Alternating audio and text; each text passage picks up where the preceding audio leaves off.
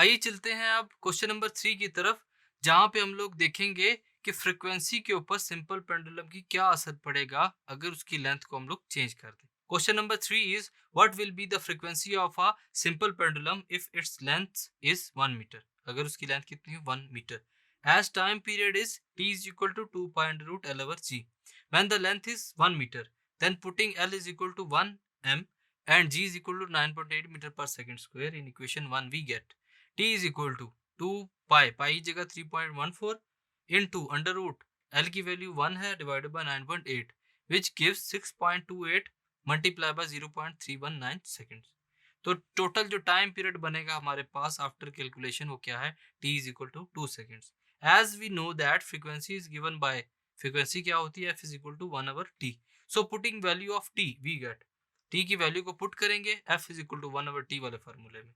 तो जब हम लोग यहाँ पे 2 सेकंड को पुट करेंगे तो हमारी जो फ्रीक्वेंसी होगी स्टूडेंट्स वो क्या होगी, f इज इक्वल टू 0.5। तो इस क्वेश्चन से हम लोगों ने देखा कि फ्रीक्वेंसी के ऊपर लेंथ का क्या असर होता है। जब हम लोग टाइम पीरियड के अंदर लेंथ को चेंज करते हैं तो उस वैल्यू से फ्रीक्वेंसी के ऊपर भी असर पड़ता है। Thank you.